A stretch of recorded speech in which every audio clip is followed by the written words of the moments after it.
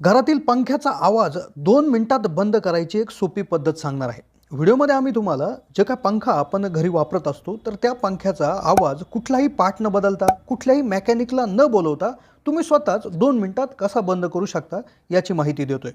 आता पंखा ही अशी गोष्ट आहे की उन्हाळ्यात 24 तास चालू असते आणि एकदा घरात बसवलेला पंखा जुना झाला का तो आवाज करायला लागतो आणि कधी-कधी तो इतका त्या ठिकाणी आवाज करतो का त्या आवाजाने झोपही त्या ठिकाणी येत नाही आणि बऱ्याच वेळा एखादं काम जर आपण करत असू तर त्याला सुद्धा बरंचसं डिस्टर्ब आपल्याला होत असतं. मग त्यामुळेच आज तुम्हाला मी सांगतोय की हा आवाज नेमकं पंख्यांमधून येतो तरी का? आणि त्याचबरोबर तुम्ही याला कसं नीट करू शकता अगदी ₹0 ज्यामध्ये तुम्हाला ना कुठला पार्ट बदलायचा आहे, बेरिंग बदलायची आहे, ना कुठल्या मेकॅनिकला बोलवायचं आहे. अगदी सोप्या 4-5 टिप्स वापरून तुम्ही सहजासहजी हा फॅनचा आवाज बंद करू शकता. तसेच यामुळे तुमचा फॅनचा स्पीडसुद्धा वाढू शकेल. तर त्यामुळे व्हिडिओ लक्षपूर्वक पाहत राहा. चॅनलला नवीन असाल तर जरूर सबस्क्राईब करून शेजारील बेलचं बटन दाबा. आपल्या घरातल्या फॅनचा आवाज बंद करण्याची एक सोपी पद्धत सांगतो की जिच्या मार्फत तुम्ही 2 मिनिटाच्या आत तुमच्या कितीही जुन्या फॅनचा आवाज बंद करू शकता, तसेच त्याचा स्पीडही वाढू शकता आणि त्याची लाईफसुद्धा वाढू शकता. फॅन एकदा थोडासा जुना झाला का आवाज द्यायला लागतो. मग बऱ्याच वेळा असं होतं की आपल्याला वाटतं त्यातली बेरिंग गेली तरी असेल किंवा त्याचा मोटरचा तरी प्रॉब्लेम झाला असेल किंवा अंतर्गत असा मोठा प्रॉब्लेम झाला आहे अशी आपली धारणा असते. होय, बऱ्याच वेळा त्याची बेरिंग असेल किंवा मोटर खराब होणं या तांत्रिक गोष्टीमध्ये अडचणी आलेल्या असू शकतात, त्यामुळे आवाज येऊ शकतो. तेही कसं चेक करायचं? पण त्या व्यतिरिक्त अशा काही छोटे कारणं असतात की जे आपण घरच्या घरी नीट करू शकतो आणि त्याने आवाज लगेचच्या लगेच बंद करू शकतो 2 मिनिटाच्या आत. मग बऱ्याच वेळा होतं काय की फॅनचा आवाज येतो, मग आपण बऱ्याच वेळा एकतर फॅनच त्या ठिकाणी नवीन घेऊन टाकतो किंवा मेकॅनिकला बोलवतो आणि तो डायरेक्ट अंदाजपंचे त्याची बेरिंग बदलून टाकतो आणि तरीसुद्धा तो प्रॉब्लेम सॉर्ट आऊट होत नाही. रिपेअरिंग करून सुद्धा काही लोक नवीन फॅन घेत असतात. तर त्याकरता आपल्याला चेक करायचं आहे सगळ्यात आधी की हा प्रॉब्लेम इंटर्नल किंवा टेक्निकल प्रॉब्लेम आहे का हा थोडासा वरचा प्रॉब्लेम आहे. आता टेक्निकल प्रॉब्लेम म्हणजे काय करायचं आहे? सगळ्यात आधी जो काय आपला फॅन आहे त्याला त्या ठिकाणी त्याचं बटन बंद करायचं आहे, म्हणजे त्याच्यात सप्लाय जाऊन द्यायचा नाही आणि तो हाताने फिरून बघायचा आहे. मग जर हाताने फिरून बघितल्यानंतर ज्यावेळेस कुठलाही सप्लाय त्याच्यात नाही, जर त्यावेळेस त्याच्यामधून आवाज येत नसेल, तो अगदी फ्रीमध्ये मोकळा चालत असेल, तर याचा अर्थ असा आहे की त्याच्यामध्ये कुठलीही तांत्रिक अडचण नाही. म्हणजे ना त्याची बेरिंग खराब झालेली आहे, ना मोटरला कुठला प्रॉब्लेम आहे. तर प्रॉब्लेम फार साधा आहे जो की तुम्ही स्वतःही नीट करू शकता पुढील 4 ते 5 टिप्स वापरून. मग आता तुम्ही म्हणाल की सगळं जर आपल्याला त्या ठिकाणी येत असेल तर मग हे मेकॅनिक्स कशाला बसलेले आहे? मेकॅनिक्सकडं किंवा जे रिपेअरिंगवाले आहेत त्यांच्याकडे सुद्धा फॅन आपल्याला द्यावा लागतो, कारण की आपलं नॉलेजचं लिमिटेशन आहे किंवा आपल्याला त्या गोष्टी जमत नाही. पण मेकॅनिक कधी बोलवायचा किंवा मेकॅनिककडे फॅन कधी द्यायचा हे सुद्धा सांगतो. पण त्याआधी घरच्या घरी 4-5 करता येणाऱ्या गोष्टी आपण पाहूयात. तर सगळ्यात आधी जाणून घेऊ की पंख्यामधनं आवाज येतो तरी का? तर सगळ्यात आधी सगळ्यात महत्त्वाचं कारण जे असतं तर ते म्हणजे काय की बऱ्याच वेळा पंख्याची वरची जी काय कॅप असते, जी कॅपॅसिटर किंवा इतर कनेक्शन झाकण्यासाठी जे काही कॅप आपल्याला दिलेले असते, तर ती कॅप बऱ्याच वेळा जे काय फॅनचा वरचा भाग आहे त्याची बॉडी आहे तर तिला त्या ठिकाणी घासत असतो खाली पडल्यामुळे आणि घासून त्या ठिकाणी तिथे एक प्रकारचं त्या ठिकाणी एक खून तयार होते आणि त्या खुनेवर तो परत घासत राहतो आणि करकर असा आवाज नेहमी येत असतो. हे झालं पहिलं कारण. दुसरं कारण असं असतं, जो पांढऱ्या कलरचा कॅपॅसिटर असतो, जो त्या ठिकाणी तुम्ही असं गोलाकार दंडगोलाकार एक एलिमेंट तुम्हाला दिसेल, तर तो बऱ्याच वेळा फॅनवर सटकलेला असतो. म्हणजे तो फिट केलेला असतो पण तो बऱ्याच वेळा फॅनच्या बॉडीवर सटकतो आणि त्याचा सुद्धा अगदी आदळल्याचा आवाज, कटकट असा आवाज त्या ठिकाणी येत असतो, जे आरामशीरपणे तुम्ही फिक्स करू शकता. कसं फिक्स करायचं ते सांगतो, पण त्याआधी 2 ते 3 अजून गोष्टी की ज्यामुळे फॅनचे आवाज येण्याची त्या ठिकाणी होत असतं.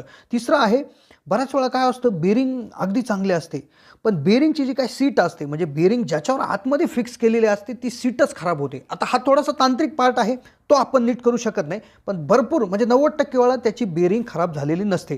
त्यानंतर चौथं कारण जे असतं ते म्हणजे जे काय पाते फिक्स केलेले असतात तर त्या पात्यांना जे काही स्क्रू जे लावलेले असतात तर ते लूज फिट केलेले असतात, त्यामुळे ते पाते सरकून त्या ठिकाणी तो एक विशिष्ट प्रकारचा आवाज त्या ठिकाणी येत असतो. याबरोबर 5वं कारण असं असतं की फॅनच्या बॉडीमध्ये बऱ्याच वेळा काही एखादा लूज पार्ट असेल किंवा एखादी मोकळी पडलेला एखादा स्क्रू असेल, एखादं हे असेल, तर ते अगदी आदळून एक विशिष्ट प्रकारचा आवाजसुद्धा येऊ शकतो. आणि यानंतरचं एक थोडंसं असं कारण असतं की जे फॅन बसवायच्या वेळेस जर एखादी चूक झाली, ती चूक काय होते की बऱ्याच वेळा आपण जे काही पाते बसवतो, तर त्या पात्यांमधलं तिन्ही पात्यांमधलं एक विशिष्ट अंतर जे आहे, तर ते सगळं सारखं असावं लागतं. म्हणजे आपल्याला सेंटर काढून त्याचं अंतर मोजावं लागत असतं. ते अंतर सारखं असेल तर फॅनचा भरभर आवाज किंवा फॅन इकडं-तिकडं हलून फिरणे वगैरे अशा प्रकारचे प्रकार होत नाही. आणि शेवटचं कारण असतं तांत्रिक कारण, ज्यामध्ये मोटर खराब होणं, त्याचबरोबर बेरिंग खराब असू शकते, त्याचबरोबर मोटरमध्ये काही मोठा बिघाड झालेला असू शकतो.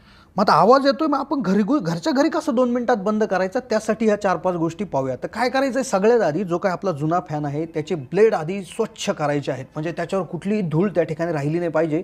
सर्वात आधी एक चांगलं मोकळं आपल्याला जे काय असं कापड घ्यायचं आहे, ओलं न करता कोरड्या फडक्याने आपल्याला हे सर्वतः हे करून घ्यायचं आहे. त्यानंतर दुसरी गोष्ट, जे काय स्क्रू आहेत, म्हणजे वरती जे काय स्क्रू आहेत, पाते बॉडीला फिट केलेले स्क्रू असतील किंवा कॅपॅसिटर त्या ठिकाणी केलेले स्क्रू असतील, तर हे सर्व स्क्रू आपल्याला फिट करून घ्यायचे आहेत स्क्रू ड्रायव्हरच्या मदतीनं.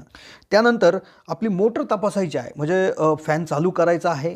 चालू केल्यानंतर ज्यावेळेस आपण बघायचं आहे जवळ त्या ठिकाणी थोडंसं साईडला थांबून की कुठला मोटर जळण्याचा वगैरे वास येतोय का, किंवा असं काही आहे का, म्हणजे मोटर खराब झाली काय हे सुद्धा चेक करायचं आहे. त्याचबरोबर पाहायचं आहे, चालू केल्यानंतर बघायचं आहे फॅन फिरत असताना तो असा एका जागेवर स्थिर राहून फिरतोय की थोडा असा आजूबाजूला जाऊन फिरतो आहे.